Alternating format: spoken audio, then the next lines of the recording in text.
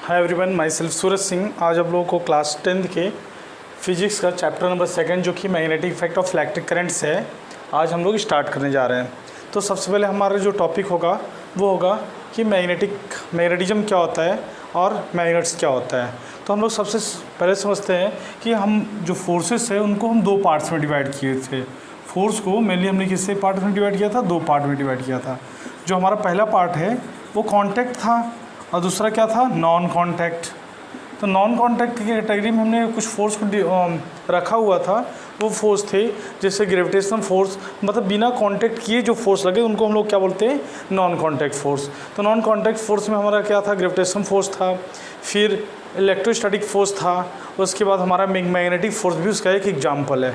तो magnetic force तो हम लोग समझते हैं मैग्नेटिक फोर्स की स्टार्टिंग जो ओरिजिन ऑफ मैग्नेटिक क्या था, तो जो ओरिजिन है वो ग्रीस वर्ड से, ध्यान रखिएगा मोस्टली जो हमारे वर्ड हैं वो ग्रीस कंट्री से और इटालियन वर्ड से भी आए हुए हैं। तो ग्रीस वर्ड में इसका जो मैग्नेट का नेम था वो था मैग्नीसिया। क्या था? मैग्नीसिया। मतलब इस मैग्नेट को क्या कहते थे? मैग्नीसिया कहते थे। एक रॉक था, रॉक मीन्स चट्टान था। मैग्नीसिया क्या था? एक चट्टान था जिससे वर्ड लिया गया है। और इस मैग्नीसिया का ही वर्ड जो है मैग्नेट से बना हुआ, मतलब मैग्नेट जो है किस वर्ड से बना हुआ है? मैग्नीसिया से बना हुआ है। तो ध्यान रखिए, जब इसके बहुत सी स्टोरीज हैं कि मतलब किसी लकड़हारे ने मतलब लेकर के कुल्हाड़ी लेके जा रहे थे तो उसकी कुल्हाड़ी जो चिपक गई, मतलब अलग अलग स्टोरीज बनाई गई हैं, वॉटेवर जो भी रही हो इसकी स्टोरी। लेकिन जब ये नेचुरली रूप से पाए जाते हैं तो प्योर मैग्नेट नहीं होते, वो किसी न किसी और के फॉर्म में प्रेजेंट होते हैं। आपको और तो पता ही होगा, और मतलब इम्प्योरिटी के फॉर्म में मैग्नेट पाए जाते हैं। तो जो मैग्नेट के मेन 3 कंटेंट होते हैं, हम चलिए देख लेते हैं। जो मैग्नेट के 3 मेन कंटेंट होते हैं, पहला हमारा जो कंटेंट होता है वो होता है मैग्नेटाइट। ये हमारा क्या होगा?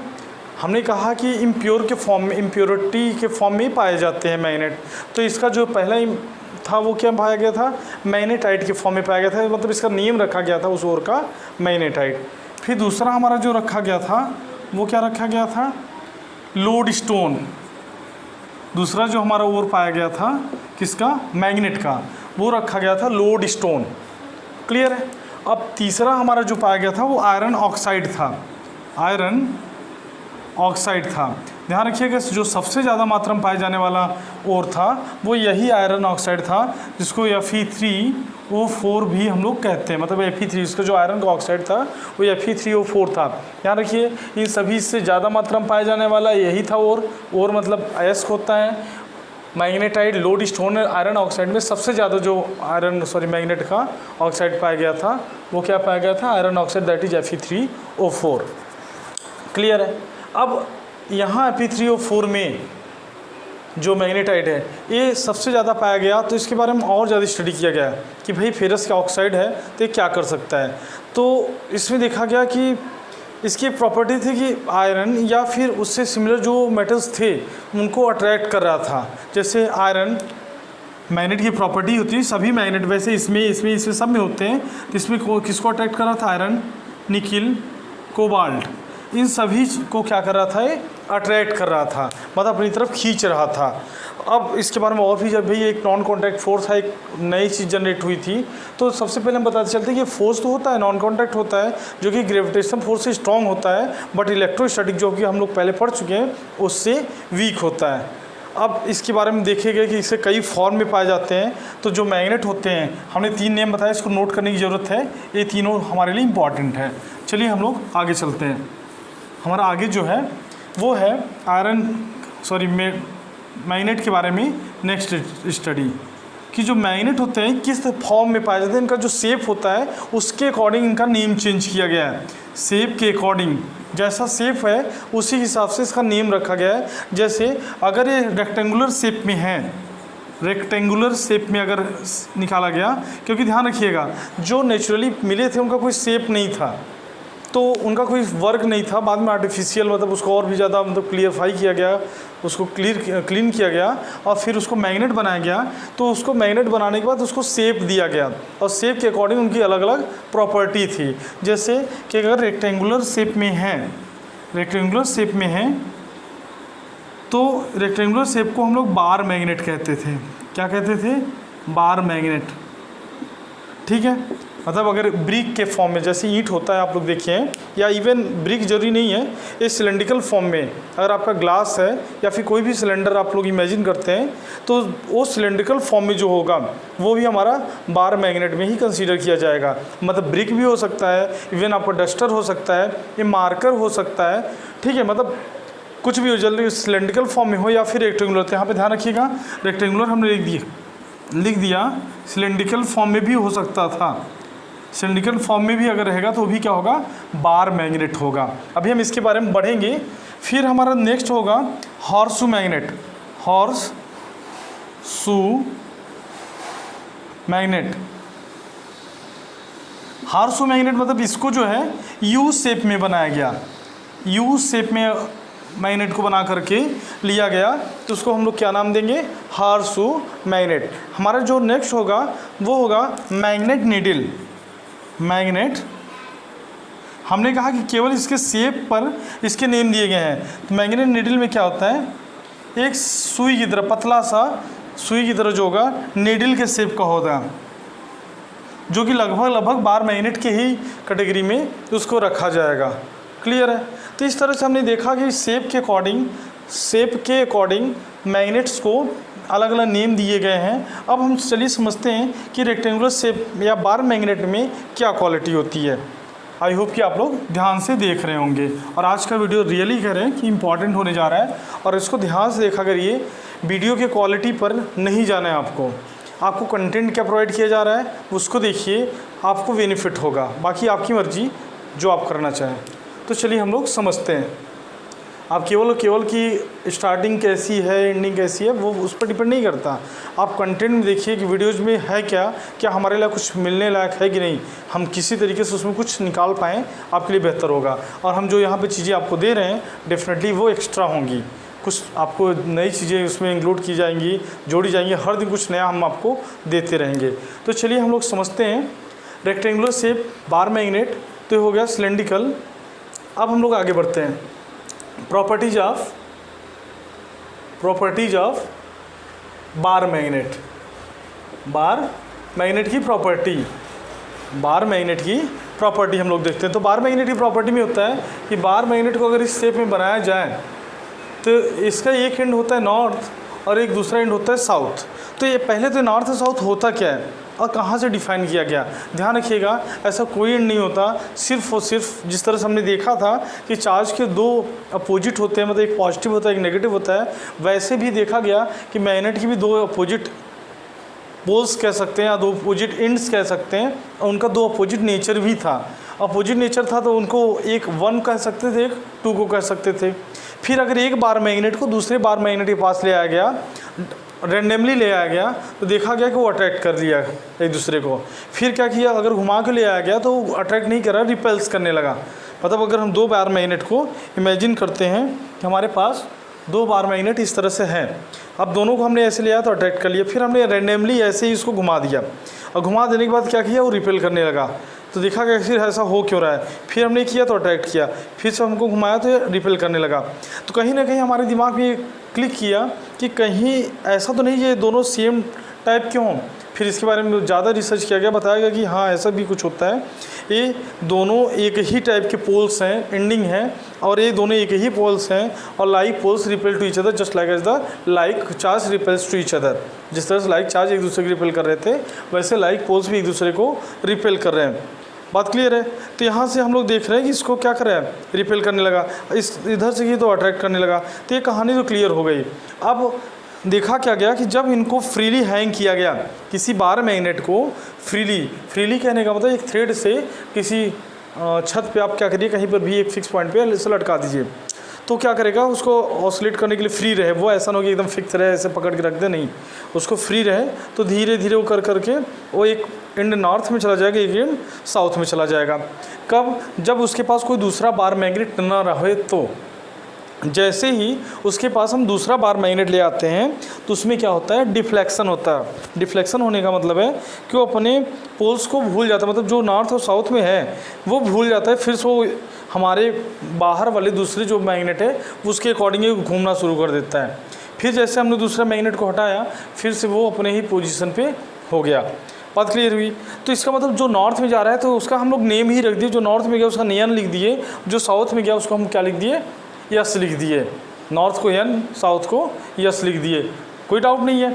अब केवल नेम कहाँ से पड़ा, जो नॉर्थ में अगर हम फ्रीली हैंग करें, नॉर्थ में गया नॉर्थ में लिख दिए, साउथ में गया साउथ में लिख दिए। लेकिन जैसे फ्री हैंग के पास हम दूसरा बार मैग्नेट जो कि नॉर्थ साउथ पहले से हमने डिसाइड किया, कैसे डिसाइड किया, फ्री हैंग करके उसको भी डिसाइड किया था और उसको भी हमने लिख दिया था नॉर्थ और साउथ। अब जब जैसे इसके पास ले आए नॉर्थ तो ये घूमना शुरू कर दिया, हमने इसको और घुमाया और घुमाया, तो जो अर्थ का मैग्नेट था, सॉरी अर्थ के कारण जो नॉर्थ साउथ था वो न पा करके हमारे मैग्नेट के से इफेक्टेड हो गया।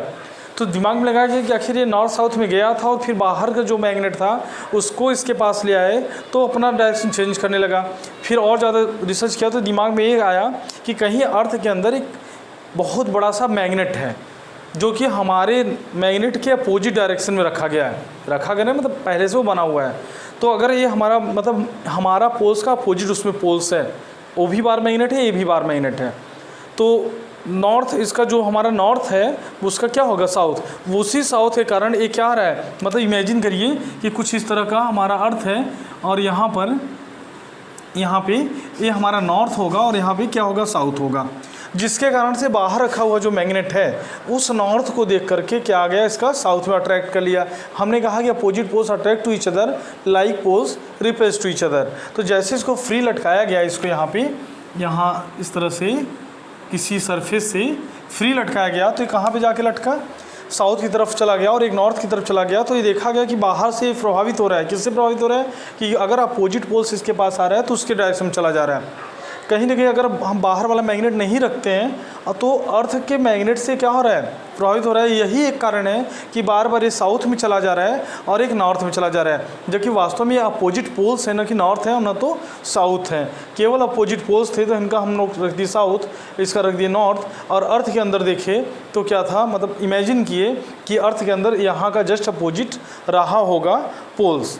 क्लियर है। अब इस तरह से हम बार मैग्नेट को डिसाइड कर लिए, एक नॉर्थ पोल दे रहा है और एक साउथ पोल दे रहा है। और जैसे इस बार मैग्नेट के पास हम दूसरा ले आते हैं वो अपने डायरेक्शन को चेंज कर देता है। अब यहाँ जो तीसरा हमारा है मैग्नेट नीडल, ध्यान रखिएगा, मैग्नेट नीडल की ही हेल्प से कंपास बनाया गया है। कंपास नीडल, कंपास क्या होता है, कुछ नहीं होता, एक पतला सा हमने बताया था कि ब्लेड, जिस तरह से आप घड़ी का सुई देखते हैं बस वैसे ही हो, बट वो घड़ी की सुई एक ही तरफ ऐसे घूमता है, इसे बीच में ऐसे हम फिक्स कर देते। फिक्स करने का मतलब वो रोटेट करने के लिए फ्री हो, इस तरह से रोटेट कर सके और बहुत पतला हो, जिसके कारण से उसमें अर्थ का जो ग्रेविटेशनल फोर्स है वो नेग्लिजिबल हो, कम हो।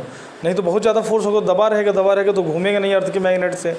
तो बहुत पतला होना चाहिए जिसके कारण से अर्थ का ग्रेविटेशनल फोर्स बहुत ज़्यादा स्ट्रॉन्ग इस पर न लग सके। तो क्या होगा, ये धीरे धीरे घूम करके अपने नॉर्थ और साउथ डायरेक्शन में हो जाएगा। किसका, कंपास की नीडल। ध्यान रखिए, कंपास नीडल कुछ नहीं होता, केवल एक नीडल लगाई होती है यहाँ पे। किस तरह से, जैसे आप लोग देखे होंगे वॉच टाइमर होता है, वैसे ही इसको इमेजिन करिए यहाँ पे, ठीक है, इस तरह से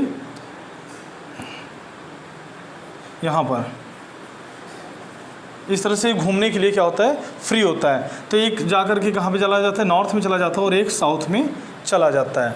यहाँ पे हमने बताया कि ये क्या होता है, फ्री होता है यहाँ से घूमने के लिए इस डायरेक्शन में, और इस डायरेक्शन में जाने के लिए फ्री होता है। तो हमने अगर इसको फ्री कहीं अर्थ पे रख दें, कहीं भी रख देंगे यहाँ अर्थ के सरफेस पे, तो वो अगर फ्री रखे, स्टेबल पोजीशन पे रखे, स्टेबल रखने का मतलब उसको कहीं ऐसा हो कि एक तरफ लटका देंगे तो अर्थ का जो मैग्नेटिक फील्ड है वो इसको प्रभावित नहीं कर पाएगा। तो हमको ऐसा रखना है कि एकदम प्लेन सरफेस हो। प्लेन सरफेस पर अगर रखेंगे तो अपने आप ही नॉर्थ में चला जाएगा और साउथ में चला जाएगा। अब जैसे इसके पास कोई दूसरा बार मैग्नेट ले आएंगे तो हमने बताया कि जो बाहर का बार मैग्नेट होगा उसको ये अफेक्टेड करेगा। और जैसे इसको बार मैग्नेट लाएंगे, ये अपना नॉर्थ साउथ भूल करके अगर हमने बाहर यहाँ पे ला दिया नॉर्थ और साउथ, तो ये हमारा जो नीडल है वो कुछ इस तरह हो जाएगा, साउथ एंड नॉर्थ। मतलब अर्थ का जो डायरेक्शन दे रहा था वो इसके लिए क्या होगा, वीक हो जाएगा। वीक होने का मतलब अर्थ में जो मैग्नेट है वो काफ़ी दूर है, और जैसे जैसे दूरी बढ़ेगी मैग्नेटिक फोर्स वीक होता है। तो अगर उसके पास में कोई स्ट्रॉन्ग बार मैग्नेट इसके बगल में आ गया तो अर्थ का बार मैग्नेट जो है वो लगभग नेग्लिजिबल फोर्स लगाएगा और नेग्लेक्टेड हो जाएगा, और हमारा जो बाहर का बार मैग्नेट है उसके अकॉर्डिंग ये घूम जाएगा। तो कहीं ना कहीं हम बार मैग्नेट की हेल्प से हमने एक कंपास नीडल बनाया और उसका हमको एडवांटेज क्या मिला कि वो हमको डायरेक्शन दे सकता है। वैसे तो हम लोग मैग्नेट्स के बहुत से यूसेज पढ़ेंगे भी, बहुत ज़्यादा पढ़ेंगे, लेकिन इसका एक यूज हमको मिल गया बहुत पहले से ही कि हमको ये डायरेक्शन डिसाइड करता है कि कौन सा नॉर्थ है कौन सा साउथ है। कैसे डिसाइड करेगा? पहले तो हम पहले मैग्नेट को, चाहे हमारे पास कॉम्पास निडल हो क्योंकि उसमें ऑलरेडी लिखा होता है कि नॉर्थ है और ये साउथ है, या फिर हम नहीं भी अगर हमको पता है तो एक बार मैग्नेट को फ्री हैंग कर लेंगे, जो नॉर्थ में जा रहा है उसको एल लिख देंगे और जो साउथ में जा रहा है एस लिख देंगे, और उसके बाद फिर ऐसे प्लेस में जाते हैं जहाँ पे हमको डायरेक्शन नहीं पता है, हम उसको फ्री हैंग करेंगे, जो नॉर्थ में चला गया वो नॉर्थ हो गया, जो साउथ में चला गया साउथ में चला जाएगा, साउथ कंसीडर किया जाएगा। मतलब on the surface of earth पे ही बात हम कर रहे हैं, सरफेस के बाहर हम कहीं जा कर के ऐसा नहीं कर सकते जहाँ पे मैग्नेट रहेगा। अब हम लोग समझते हैं कि हम जो मैग्नेट होते हैं इतने ज़्यादा फोर्स लगाते हैं, ध्यान रखिए इतने ज़्यादा, मतलब कहने का मतलब है हमने फिर से बताया कि ग्रेविटेशनल फोर्स से स्ट्रॉन्ग होता है और इलेक्ट्रोस्टैटिक फोर्स से वीक होता है, क्योंकि इलेक्ट्रोस्टैटिक फोर्स स्ट्रॉन्गेस्ट फोर्स होता है। अभी हम लोग पढ़ेंगे दोनों में डिफरेंस क्या होता है। क्लियर हुई बात? तो ये इस तरह से हमने देखा उनके शेप के अकॉर्डिंग नाम रखा गया। इस तरह बार मैग्नेट की प्रॉपर्टी ध्यान रखिए, मोस्ट ऑफ द हम लोग जब मैग्नेट पढ़ेंगे तो ज़्यादातर हम केसेस में बार मैग्नेट को ही पढ़ेंगे। क्लियर हुई? और ये इसके अंदर आयरन को अट्रैक्ट करने की प्रॉपर्टी होती है। अब थोड़ा सा और एक्स्ट्रा पढ़ते हैं, थोड़ा सा एक्स्ट्रा पढ़ने के बाद बार मैग्नेट के बारे में पढ़ेंगे, क्योंकि बार मैग्नेट सच में बहुत इंपॉर्टेंट है, आप इसको दिमाग में रख लीजिएगा। और हम क्यों पढ़ा रहे हैं जबकि इसकी बहुत ज़्यादा इंपॉर्टेंस नहीं है, लेकिन हमको थोड़ा सा इम्पोर्टेंट है जब यहाँ इसके बारे में पूछा जाएगा, magnetic field lines and electric field lines. तो चलिए समझते हैं। बार मैग्नेट जो होता है वो कुछ इस तरह का शेप में होता है, इधर होता है मान लेते हैं नॉर्थ और इधर हो गया साउथ, किधर भी हम लोग लिख देंगे तो हमको शेप चेंज करना है, नॉर्थ होता है और साउथ होता है। अगर ये नॉर्थ को अगर हम देखें कि इसका जो सच में पोल होता है वो कहाँ होता है, तो ध्यान रखिए सच में जो पोल होता है वो एकदम कॉर्नर एक साइड पे नहीं होता, एकदम साइड पे नहीं होता, किसी बार मैग्नेट पे एकदम किनारे नहीं होता, यहाँ पे इससे कुछ दूरी पे अंदर होगा। अभी हम बताएंगे कितनी दूरी के अंदर होगा, कुछ दूरी पे अंदर होगा। दूसरी बात, किसी बार मैग्नेट को डिफाइन करते समय उसके साइज़ के बारे में नहीं बताया गया है। साइज़ के बारे में न बताने का मतलब अभी एक और नाम लेंगे, जैसे इतना बड़ा बार मैग्नेट है मेरे पास, इसको अगर हम कट करके दो पार्ट कर देंगे, तो कट के दो पार्ट कर देंगे तो वो भी एक बार मैग्नेट होगा, उसके भी दो पोल्स होंगे, नॉर्थ और साउथ, मतलब दोनों पार्ट। अगर इसको चार पार्ट कर देंगे तब भी उसके दो पोल्स होंगे, नॉर्थ और साउथ। मतलब उसके साइज़ पर नहीं डिपेंड करता। सेम उसी तरीके से जैसा कि अभी आप लोग पढ़ेंगे मिरर, जो शीशा होता है उसकी भी साइज़ को डिफाइन नहीं किया गया। अगर एक शीशा आपके बड़ा सा घर में है, आप उसको टूट जाए तो आपको कई इमेजेस दिखाई देते हैं due to the many mirrors can be formed, मतलब टूटने के बाद कई मिरर्स बन जाते हैं। तो यही एक रीज़न होता है कि मैग्नेट भी दो पोल्स बनाते हैं, नॉर्थ और साउथ पोल, लेकिन जो नॉर्थ और साउथ पोल होते हैं वे एकदम एंड पे नहीं होते। चलिए समझते हैं कि कहाँ होते हैं। तो अगर हम एक एग्जांपल समझ लेते हैं कि अगर 1 मीटर लेंथ का हमारे पास मैग्नेट है, 1 मीटर लेंथ का, तो जो इनके बीच की डिस्टेंस होती है नॉर्थ और साउथ की वो 0.84 मीटर या 84 सेंटीमीटर ही होता है।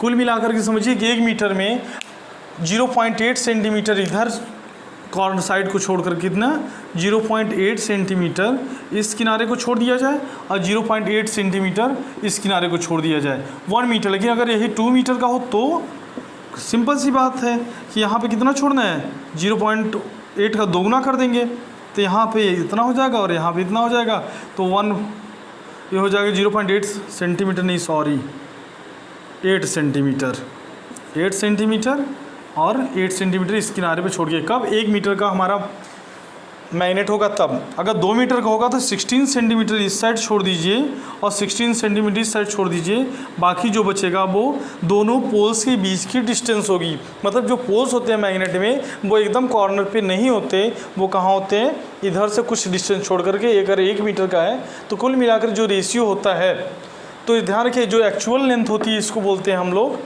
ज्योमेट्रिक लेंथ, और जो पोल्स के बीच होती है उसको बोलते हैं मैग्नेटिक लेंथ। फिर से रिपीट करें, जो एक्चुअल लेंथ होती है बार मैग्नेट, जैसे अगर ये हमारा बार मैग्नेट है तो इसकी जो एक्चुअल लेंथ होगी that is called geometric length of the magnet. और जो इनके मैग्नेट जो इसके पोल्स के बीच की डिफरेंस होती है that is called magnetic length. लिख देते हैं नहीं तो आप भूल जाएंगे। तो चलिए समझते हैं। हमने क्या बताया कि magnetic length and geometric length. Geometric तो पता ही है आपको, जो आप ज्योमेट्री बॉक्स के निकाले स्केल और मेजर कर डाले ज्योमेट्रिक लेंथ। तो डिस्टेंस बिटवीन टू पोल्स। और यहाँ पे ज्योमेट्रिक लेंथ में क्या होता है, डिस्टेंस बिटवीन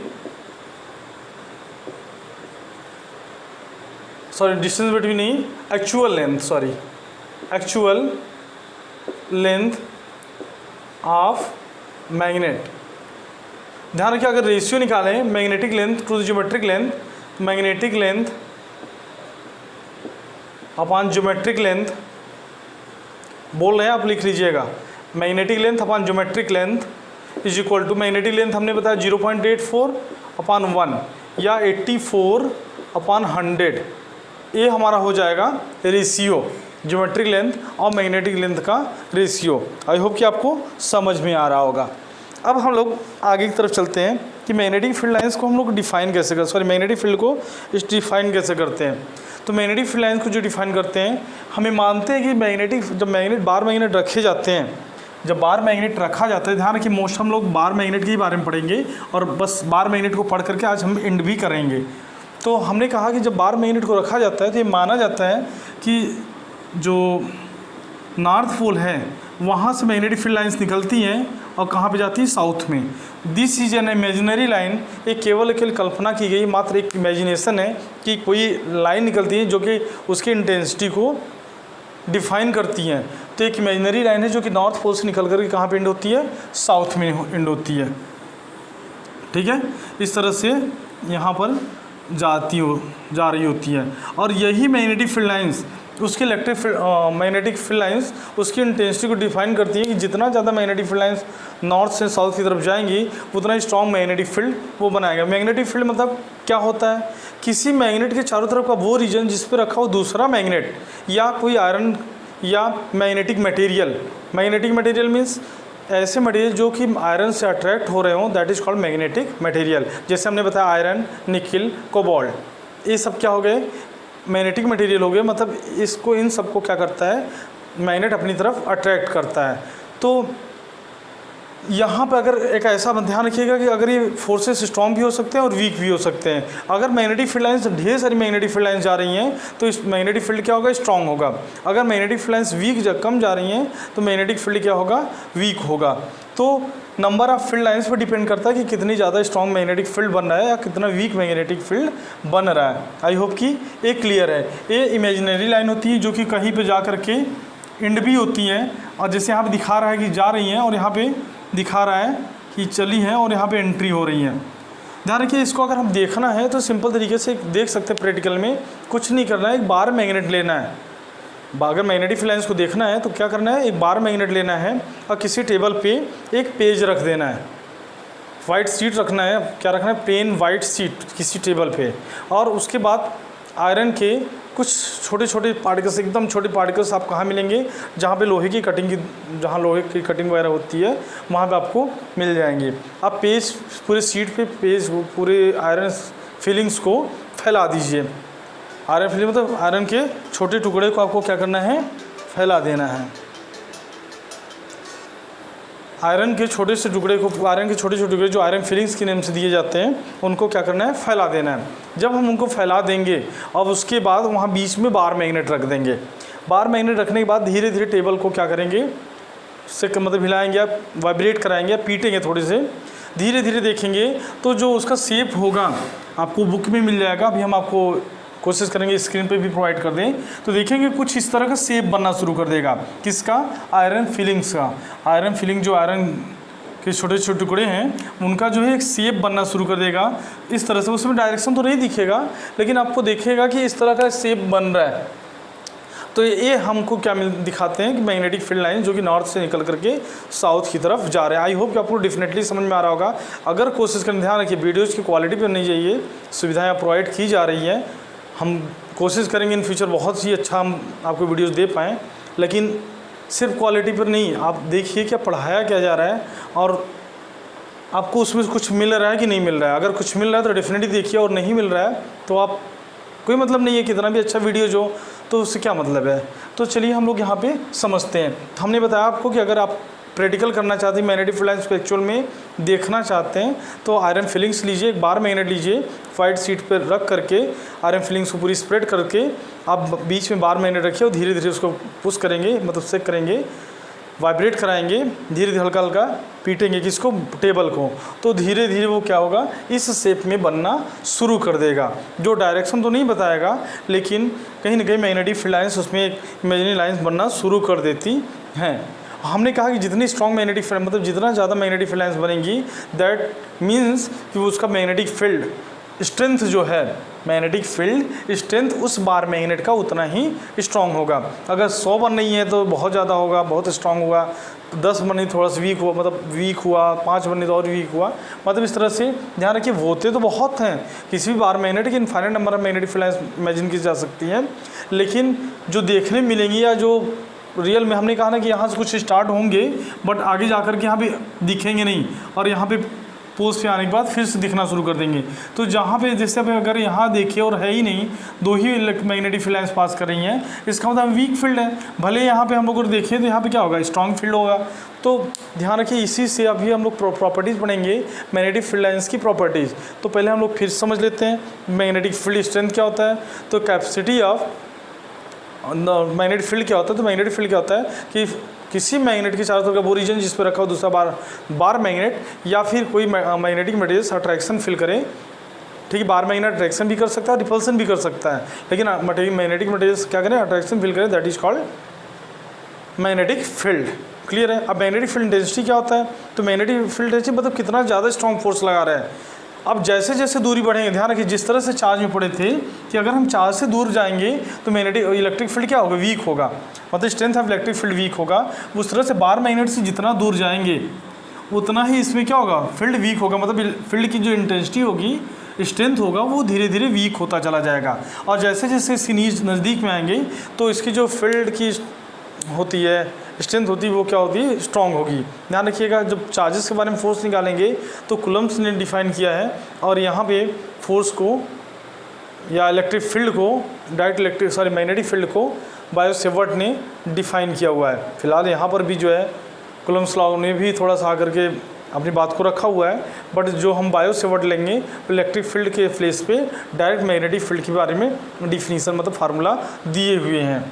तो चलिए हम लोग यहाँ तक ये समझ लिए, बार मैग्नेट समझ लिए, बार मैग्नेट की फील्ड लाइन्स समझ लिए। अब हमारा जो अगला टॉपिक होने जा रहा है, properties of magnetic field lines. ध्यान रखिए, 2-3 प्रॉपर्टीज हम बता पाएंगे, बाकी हो सकता है दिमाग से मिस कर गया हो। तो चलिए, जो मेन प्रॉपर्टीज हैं वो प्रॉपर्टीज ऑफ मोस्ट इंपॉर्टेंट है, most important magnetic field lines की property, electric field lines properties of, ये क्लास 10th में आया भी हुआ है, properties of magnetic field lines. तो पहली प्रॉपर्टी होती है magnetic field lines strong, magnetic field lines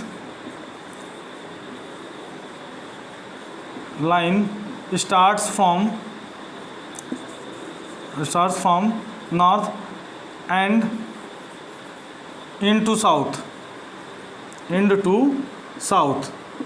मतलब ये नॉर्थ से स्टार्ट होती है और कहाँ जाती है, साउथ में। अब ये दूसरा जो सबसे इम्पॉर्टेंट होता है, मैग्नेटिक फील्ड लाइन्स जब पोल्स के नज़दीक आती है, आप देखें कि पोल्स के पास है, जो नॉर्थ पोल हो तो वहाँ निकलने वाली मैग्नेटिक फील्ड लाइन्स ज़्यादा थी, और साउथ पोल में एंटर, तो मैग्नेटिक फील्ड लाइन्स